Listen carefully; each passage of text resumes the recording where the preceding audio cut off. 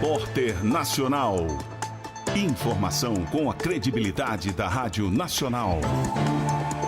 Repórter Nacional. Olá, muito bom dia a todos. Agora são 7h30 da manhã aqui em Brasília. Hoje é 27 de agosto de 2021, sexta-feira. E esse é o Repórter Nacional que está começando agora. Eu sou a Priscila Mazenotti, aqui ao meu lado, Miguelzinho Martins. Oi, Miguelzinho, bom dia. Bom dia, Priscila. Aproveito para também estender o meu bom dia a você que todos os dias, neste horário, está em sintonia com a gente para acompanhar as principais notícias, os fatos e acontecimentos de Brasília, do Brasil e do mundo.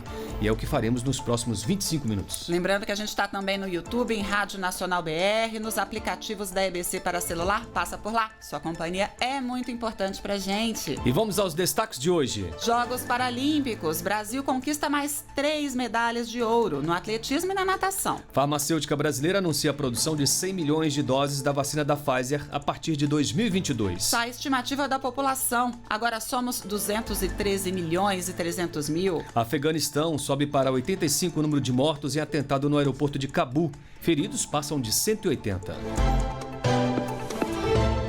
E começamos, claro, com Paralimpíada e com o brilho do ouro. Rádio Nacional na Paralimpíada de Tóquio.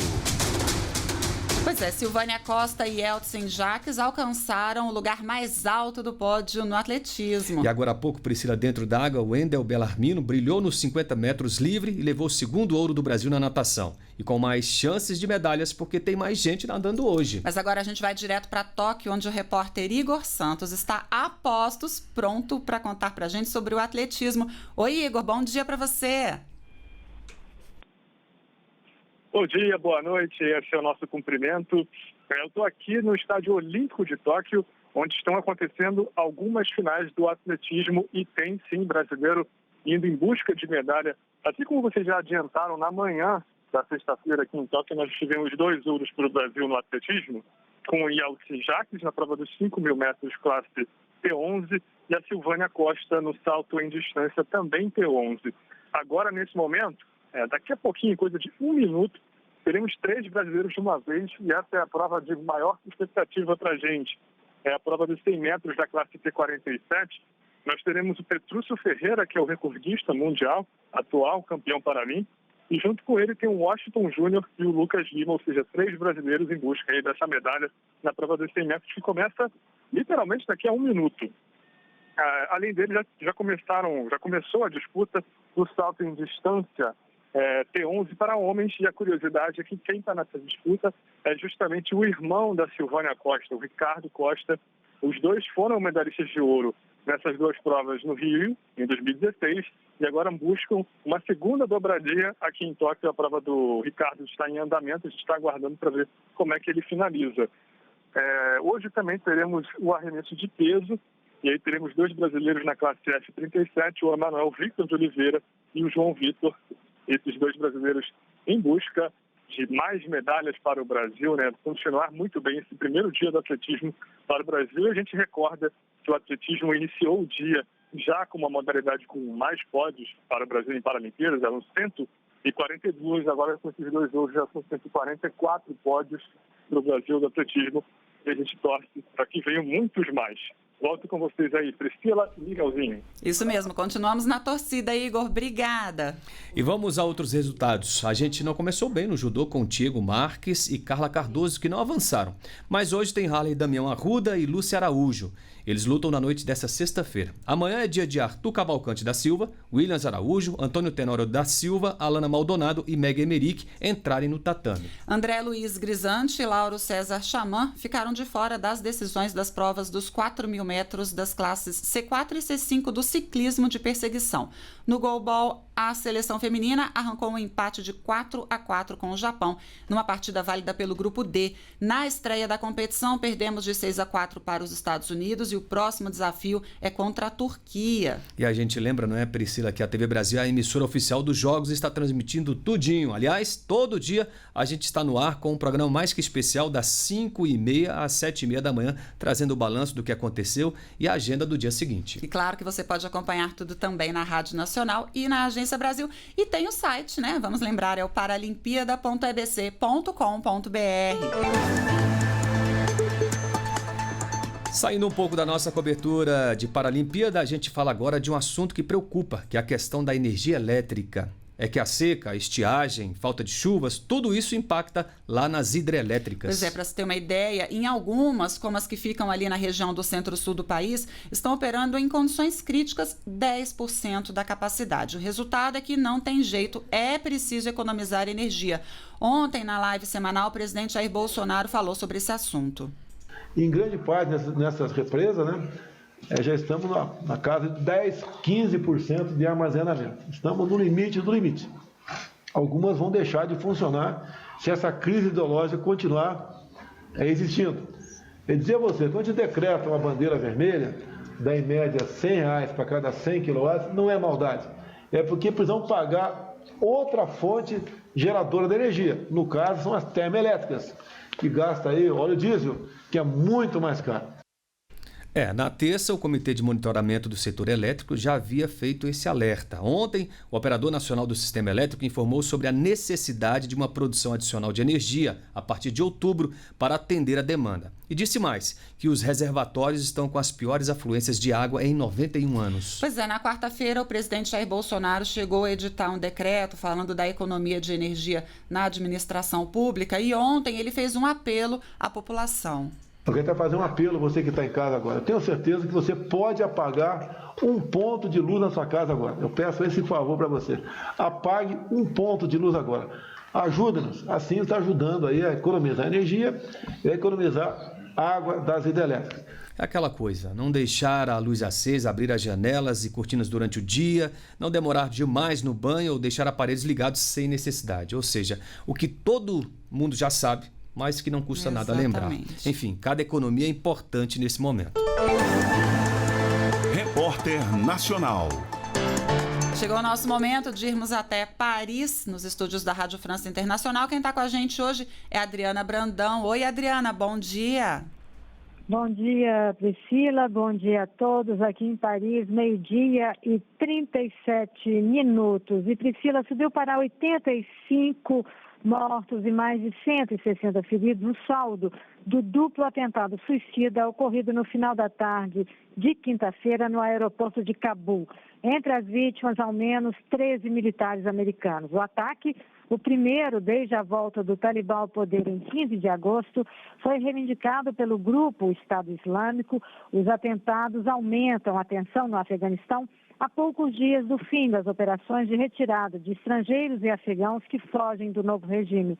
O presidente dos Estados Unidos, Joe Biden, prometeu caçar e punir os responsáveis, mas mantém inalterada a data de 31 de agosto para a saída final das forças americanas do país. E nesta manhã, dia seguinte desse duplo atentado, a situação estava calma em Cabul.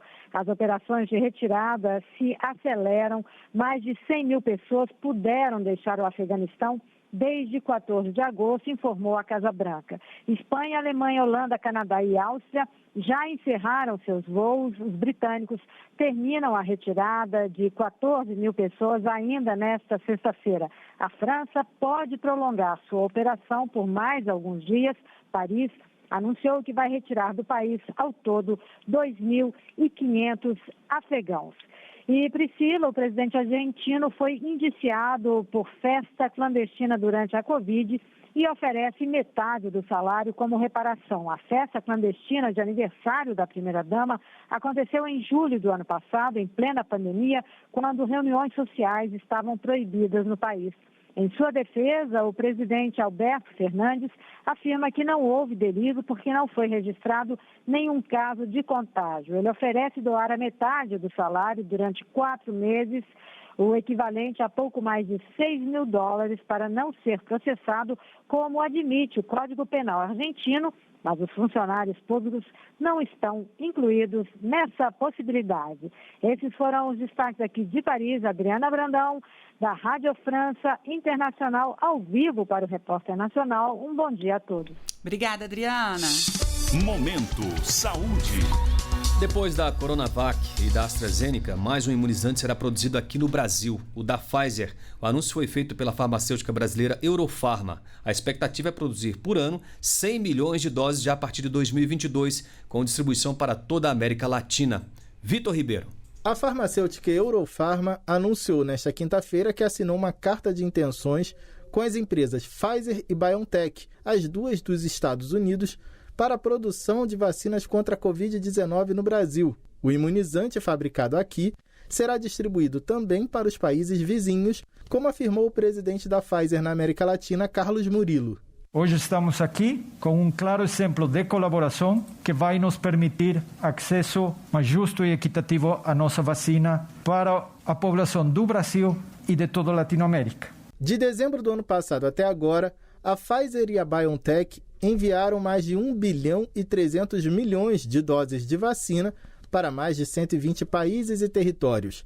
A meta agora é ampliar a produção em fábricas ao redor do mundo para conseguir enviar 2 bilhões de doses do imunizante para países de renda baixa e média até o fim do ano que vem.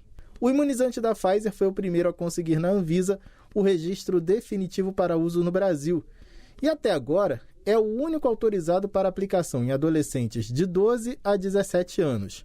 Os demais só podem ser aplicados em maiores de 18. Além da Pfizer, o Brasil utiliza os imunizantes AstraZeneca, Coronavac e Janssen. O ministro da Saúde, Marcelo Queiroga, comemorou o anúncio da fabricação da Pfizer no país. Ele destacou a importância das vacinas na redução de mortes e de novos casos de Covid-19.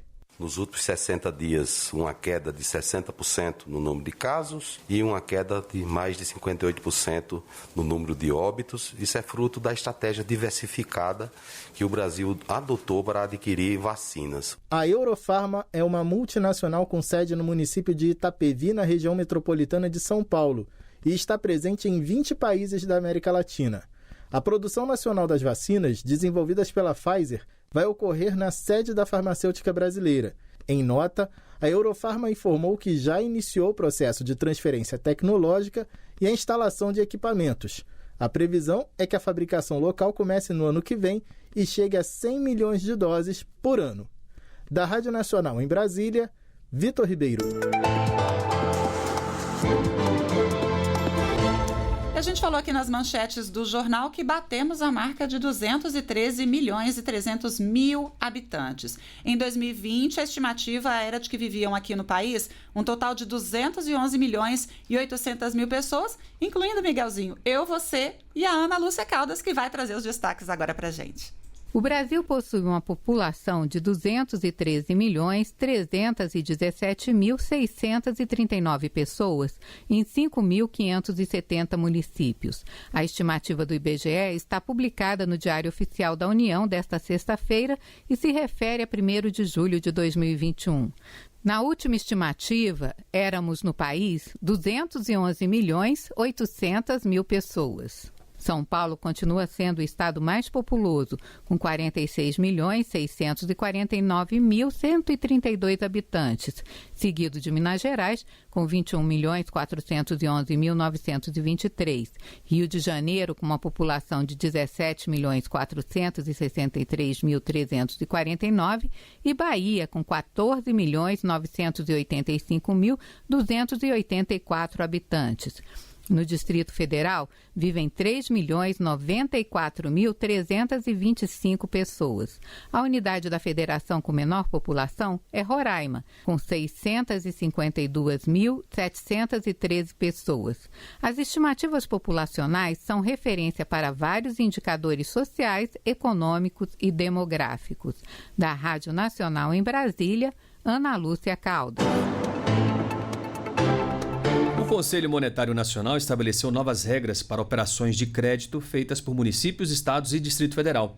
O objetivo do CMN é proteger os bancos usando as regras já previstas na Lei de Responsabilidade Fiscal. Pois é, na reunião dessa quinta-feira, o Conselho decidiu também fazer 3 mudanças no Manual de Crédito Rural, que mexem com as regras de financiamento para produtores rurais. Quem está de volta com a gente e vai falar sobre esse assunto é o repórter Vitor Ribeiro. A partir do dia 1º de outubro, cada vez que um prefeito ou governador quiser tomar dinheiro emprestado, vai precisar provar que pode pagar a dívida.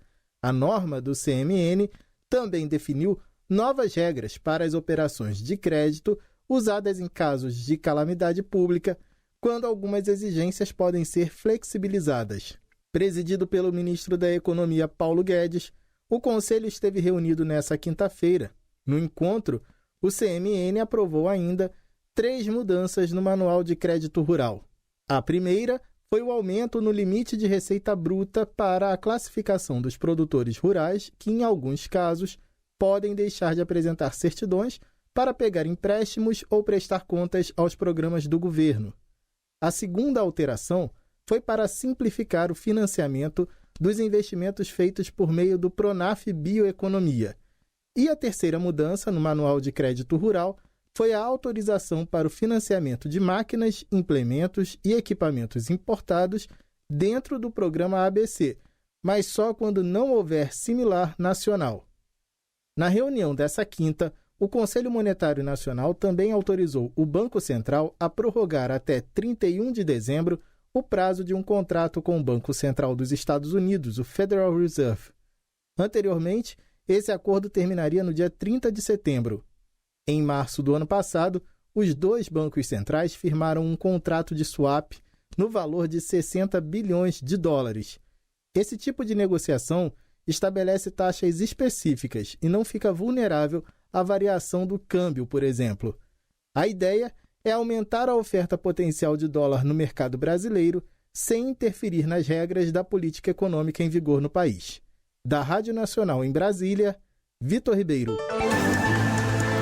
E teve decisão nesta quinta-feira sobre a autonomia do Banco Central. Por 8-2, o Supremo Tribunal Federal confirmou que a lei que estabeleceu a autonomia da instituição respeita a Constituição. A lei foi sancionada em fevereiro pelo presidente Jair Bolsonaro e teve a constitucionalidade questionada pelo PT e pelo PSOL.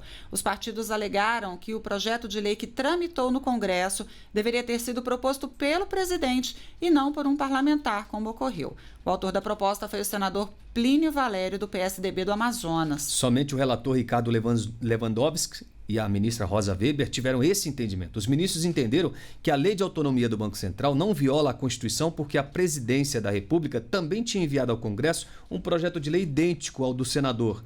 E isso resolve o problema apontado pelos partidos. Para comemorar o Dia Nacional do Voluntariado, o Pátria Voluntária vai premiar o trabalho de pessoas e entidades sociais que realizam um trabalho voluntário de relevante interesse social.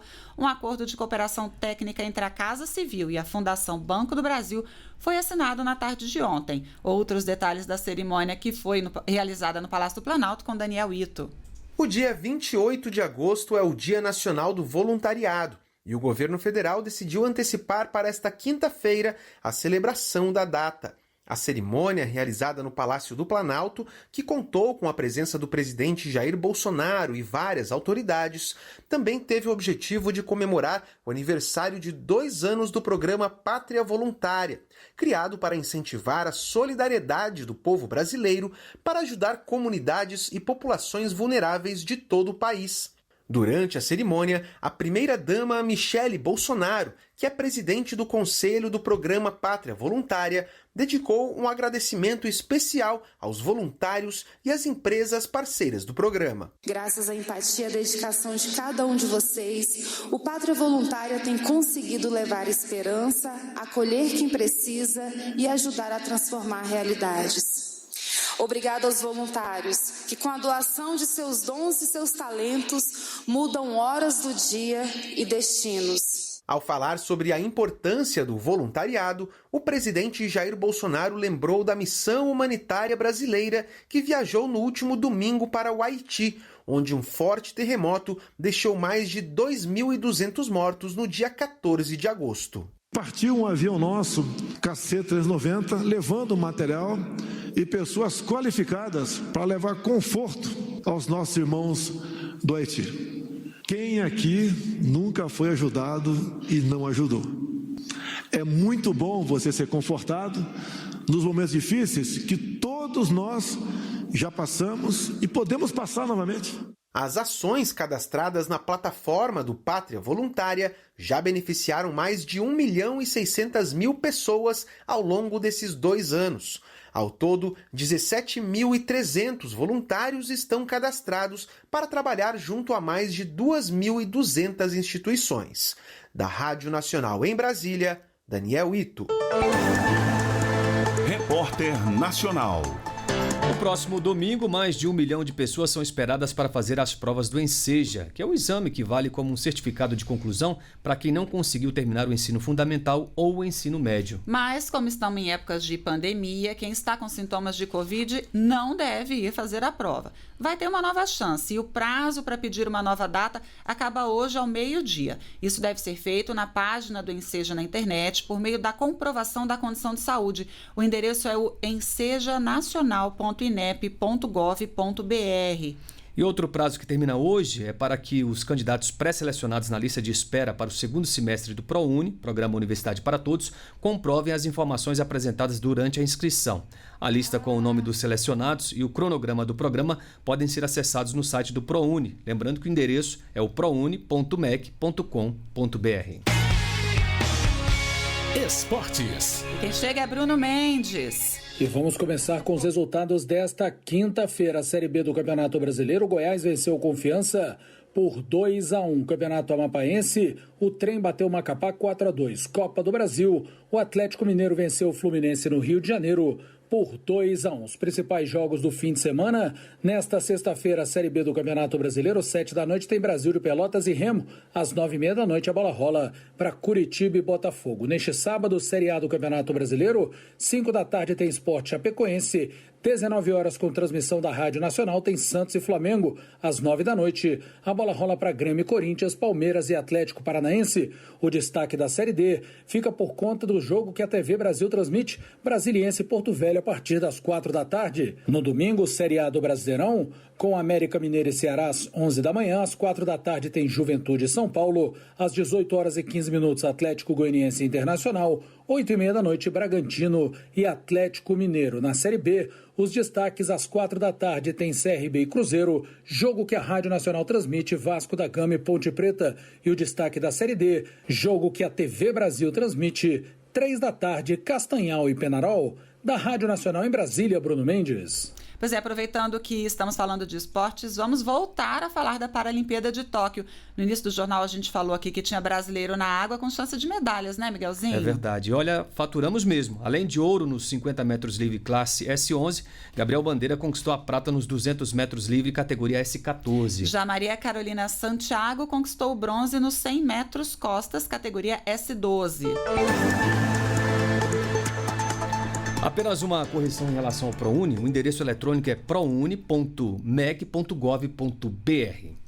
Tá certo. Vamos falar agora de outro assunto aqui. Os passageiros estrangeiros que chegam ao Brasil pelo Aeroporto Internacional de Guarulhos não vão precisar fazer quarentena lá na cidade de Guarulhos mesmo. A decisão é do desembargador Antônio Cedenho. Ele atendeu a um recurso da Anvisa sobre uma decisão anterior que previa que passageiros vindos do Reino Unido, Irlanda do Norte, África do Sul e Índia fizessem a quarentena na cidade do aeroporto. O entendimento foi de que é uma medida ineficaz se não vier acompanhada de um conjunto de outras medidas. Então fica valendo a regra anterior, que é a obrigação dos passageiros desses países fazerem o isolamento de 14 dias antes do embarque e também apresentar teste, o PCR, negativo até 72 horas antes de viajar e o preenchimento da declaração de saúde do viajante.